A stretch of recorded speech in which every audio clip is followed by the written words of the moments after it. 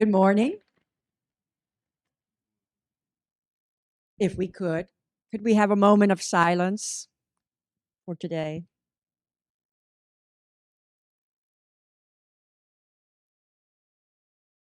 I'm Mary Tharp, and I welcome you to this program of the Garden Discovery Series, which is every second Saturday of each month. And today we're going to talk about the trees of Independence Park with these big, wonderful oaks and others that you see right outside this window. We present this program in collaboration with the Goodwood Library that helps us so tremendously with advertising through the source and programming through the YouTube series. We're always interested in our trees. We've done this program before, identifying trees, but now we're going to talk a little bit more about the health. And I'd like to introduce you to Dr. Zhu Ning, who is a uh, teacher of excellence at Southern University. She is an endowed professor of sciences and professor of urban forestry, ecophysiology, and climate change. She has received numerous awards, and over the years of her teaching, she has brought in over $20 million in grants and awards to urban forestry department at Southern University. And we're so proud that she's a member of our Botanic Garden Foundation board. I'd like to introduce you to Dr. Ning.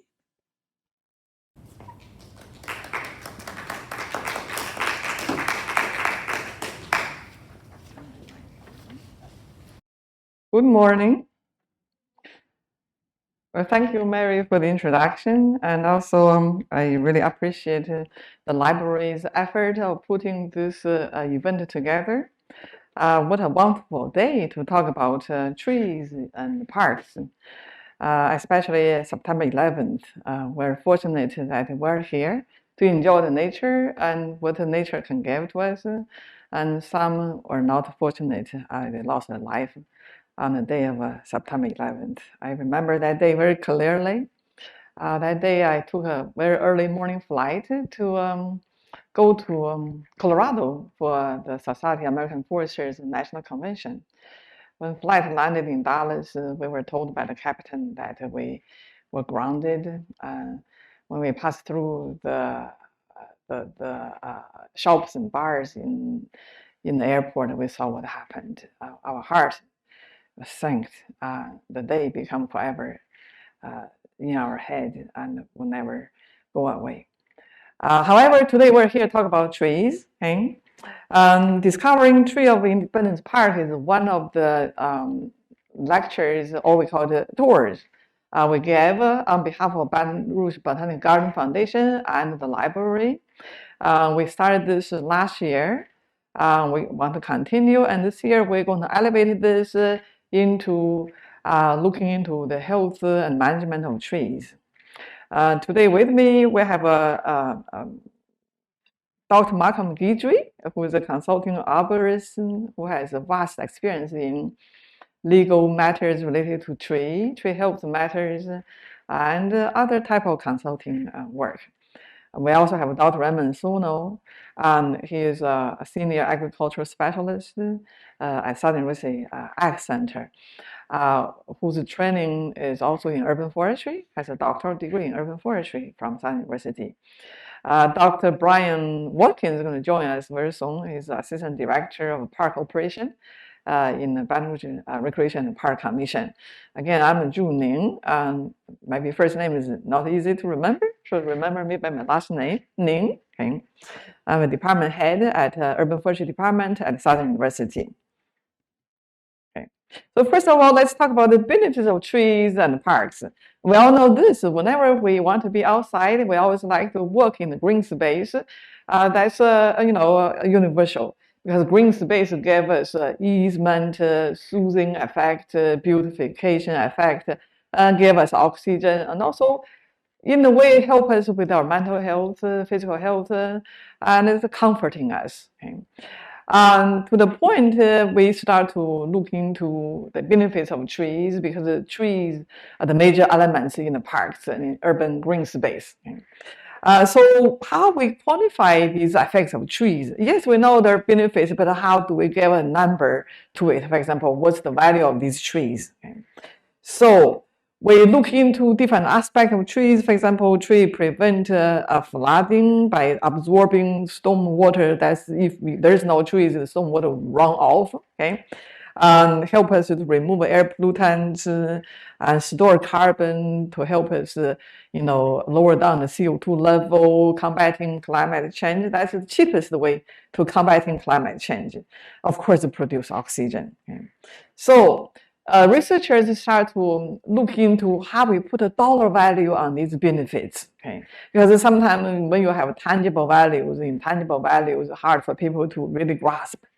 So throughout the research, years of work on examining different species, USDA Forest Service, David Tree Company, along with researchers like us, develop a model called the iTree Eco model. Okay, this model is a computer-generated model using GIS software, remote sensing technology, and the ground data collection to quantify the benefit of trees in dollar value. Okay, so basically we use field data. Field data mainly we talk about the species. Okay, what kind of tree are there? Okay, and in this model we've stored 6,400 plus tree species. Okay, then we identify the location where the tree is located is very important for how much benefit the tree would give to you. For example, if the tree is close to the building, tree would give you shade, in a way lower down your energy cost. And also we store in the model hourly pollution data. For this Independence Park study, we use the data from Baton Rouge Airport, because it's kind of close to us, and the hourly weather data. So we plug all this information into the iTree model. iTree model does wonders for you. Start generating these calculations through the logarithm inside of the computer, and eventually give you output as the quantified value of trees. For example, carbon storage, air quality, benefit of trees, avoided runoff by trees, energy saving effect of trees, and the tree does emit volatile chemical compounds. So this model also calculates for you. Okay? And tree itself has its own structure. So this model gives you structural value of the tree. For example, if the tree is down, for example, hurricane just came through, okay, called Hurricane Ida, just came through. So one nice tree down. Okay, so how much would the city spend to replace this tree? Okay? So that's what called replacement cost. That's calculated as a structural value of the tree. Okay? And all the value come up as a dollar amount. Okay? Okay, so for example, trees in Independence Park. Okay, we did research along with Dr. Harold Lawson when he worked on his doctoral degree. He did a full survey of the trees in the Independence Park. Okay, so when we look into tree species, age, diameter, height, in urban forestry term, we call it a tree structure. Okay, in general. Okay. So that including number of trees. For this instance, in the Independence Park, we have a total 607 trees. Okay. And there are top 4 species. Number 1 is live oak. That's very common because live oak defines the landscape of the Gulf Coast region. Okay. Loblolly pine, that's another species we often use. Okay. Crepe myrtle. We have a big grove of crepe myrtle right behind us. Okay. We have bald cypress. Okay. Our tree canopy cover in the park is quite nice. It's 30.6%. Okay. So the national goal for each city in terms of tree canopy cover is 30%. Okay. Baton Rouge is doing much better than the other cities. We have 44.6%. That's if we keep the trees as what it is. If we want to build more condos, more houses, shopping centers, then we cut the trees, then our canopy cover is going to go down. That's something we don't want to see. That's what people like us, Mary and Dr. Guidry were here who love trees to make sure the city does not do that. Okay. So in terms of quantify the value of the services, the benefit tree gave to us, the 607 trees inside of this park store carbon total 1,079 tons per year. And that would save the city almost $140,000. Just imagine if we don't have these trees store this carbon. Cities, for example, certain companies have to install certain devices to store this carbon to lower down the CO2 emission, and those costs is going to be about $140,000. And with these trees, the city does not have to spend this kind of money. And in terms of carbon sequestrated, there's different here. Carbon storage is mainly stored in the tree trunk and tree roots. Carbon sequestration is through CO2 intake by the trees through the tree leaves. So that's about 13.7 tons of CO2 that's intake by the tree. I think my mic just dead. Hello? Okay, now it's working. So it's 13.7 tons per year. The CO2 that tree leaves take in. That saved the city $1,780. Oxygen produced by these trees are almost 37 tons per year. In terms of pollution removed, 877 pounds per year. That saved the city about $4,000. Again, we call it avoided cost. If trees are not here to take these pollutions in, the city have to again install pollution removal devices. Would cost them $4,000 per year. In terms of the storm water that the tree could absorb is about 35,000 cubic feet. That's a big number. Just imagine if the trees are not here and these 35,000 cubic feet of storm water running into our neighborhood, for sure we're going to have more frequent flood. And in Baton Rouge, we're very known about flood.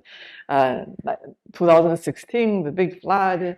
And this year in May, another flood. And when Hurricane Ida came through, some flood in Baton Rouge also. So it's quite a sad situation. Just imagine without these trees, how much more we will suffer. So by having these trees, we save the city about $2,350 per year. In terms of pollution removal, what are the pollutants tree can absorb? Number one is particle pollution. The particle pollution is quite harmful to our lung and for upper respiratory issues. A lot of elderly, young children, when they inhale too much particle pollution, they have problems. And the tree absorb ozone. The third one is NOx, carbon monoxide and sulfur dioxide. And the number on top of it is showing the tonnage. I'm sorry, per pound per year. And next graph shows the dollar value of having these trees absorbing these pollutants. So, as what I said, Southern University is one of the entities conducting research on these kind of tree-related benefit and conducting benefit cost analysis, tree management-related plan before storm and after storm.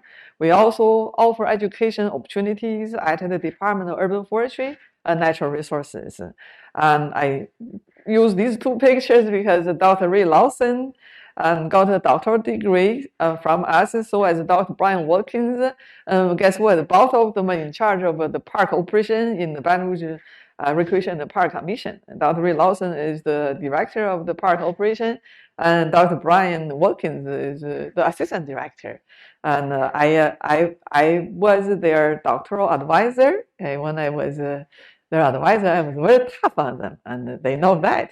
So now they graduated, I'm no longer tough on them. We have also bachelor degree program and a master degree program. For bachelor degree program, we have about 50 students. Master degree has 20 students, and doctoral degree has 30 students. For anybody who has a job already, who likes to further advance themselves, you can contact us, get into our master degree program in 1.5 years or 2 years, depending on if you choose option with a thesis or with a capstone research project. You can also join us for doctoral study. You can get a doctoral degree with a nice research dissertation. If you do your work in a timely fashion, you can get your degree around like 3 years to 4 years. Okay. And we also conduct research. We have an institute called the ANSWERS Institute. ANSWER is short for air, nutrient, soil, water, ecosystem, can be energy also, and remote sensing. And I'm the director of the institute. And in terms of air quality, we conduct research on how tree removing air pollutants. For example, one of the research we did is looking into the trees in an urban forest in Scotland. And the research has been published in iForest. That's one of those European journals, hard to get a paper in. And this paper was invited by International Union for Forest Research Organizations in 2015. We presented a paper over there, and the editor for the iForest was there, was in the audience, and told me, can you write a paper? We'd like to publish it. And that's how we wrote a paper, and through the peer review, we published the paper. And we also conduct research on nutrient, especially soil nutrient and water nutrient. And these pictures show that we're in the Barataria area to look into wetland nutrient by using a Russian core device to collect soil samples. We also work on the benefit of mulch, biochar on nutrient availability in the soil. Okay, now we come to the soil. Okay, in addition to biochar and soil amendment, mulch and soil amendment, we also look into the CO2 flux caused by this soil amendment and the soil moisture, temperature, pH, and nutrient level. Dr. Raymond Sumo over here did a full-blown research for his doctoral degree dissertation on soil mulch as an amendment, and now he's working on biochar. And he's leading actually the research project over there at Southern University Ag Center. In terms of water-related research, we collaborate with LSU, and the person with the yellow raincoat, that's Dr. Victor Rivera. We use the LSU vessel to go to the Gulf Coast to collect water samples, to look into the carbon content, oxygen content, nutrification related problems, and so on and so forth. Okay. We also look into flood related problems in the urban area. We have a project funded by USDA on quantify the flood effect and response of flood by urban trees. We tested so many species, and we have established a database and contributed to USDA NIFA. NIFA stands for National Institute for Food and Agriculture. Urban forestry and forestry is under agriculture in classification under USDA. We also work on energy-related research, since urban forest is closely related to biomass. So we use urban wood waste to as a mulch, and meanwhile also as a biomass to produce bio-oil, produce biochar. This is our research laboratory over here. Remote sensing related work, we collaborate with LSU, work on quantify carbon export through vegetation, biomass, and land use change in two contrasting coastal sites. One is in Wax Lake, one is in the Barataria Bay. Okay, so I'm going to transition to 3 books. Okay. There are many books in the library, and we're fortunate that the Saman Library is such a beautiful place, not just the location right in the park and garden, but also the design, so contemporary. And the staff over here is so friendly. And every time my students come, they came back, told me it's a wonderful place. So I encourage everybody to use the library. You can Google it, use the catalog to do search. And they also have a lot of ebooks. You can do search. Here are these websites you can, use. Okay, it's quite easy. Or if you prefer the old-fashioned way, just walk into the library and talk to the people in the circulation desk. They're so friendly and so helpful. Okay, so some of the books library has helped me to put on the slides. For example, if you're interested in tree identification and maintenance, you can borrow the tree identification book. Okay, you have a tree maintenance book and a tree doctor book. A quite nice book. I myself glanced through all of them already. Oh, I think I knocked my mic off again. Okay. Okay, there you go. Okay. So I like these books. Okay, some of them kind of a little bit old, but old book is good. Okay, no problem at all. As long as the knowledge is there, old no problem. Okay. Okay, so if you're interested in native trees, there are trees purely about Louisiana. One of them is called trees, shrubs, and woody vines of Louisiana. Okay, Louisiana tree and shrubs, and Acadian flora. So flora, that's not just tree anymore, also flower plants. So it's quite inclusive. Okay. And if you want to read more, the biodiversity, Manchac Swamp, the hidden life of trees, you name it. Okay, the lemon trees sounds so good. Okay, especially in the bright day, and you think about lemon trees. Isn't it nice to sit on the lemon tree and have a glass of lemonade? Quite nice. Okay, so if you have teens in your house, okay, you can tell them to read comic books about trees. We have a science comic trees, okay, forest talk, okay, and the wish trees, you name it, okay, quite colorful and quite nice, okay. There you go. We're not going to forget about kids. Take a village to raise all the kids, so we're going to be there helping them, okay. A lot of books in the library helping kids, okay. Tell me tree, okay, and the hug a tree, Geronimo. Sounds quite nice, okay. And there's a good day to climbing trees, especially today. Isn't it nice? You know, with the kids to climbing trees, it's wonderful.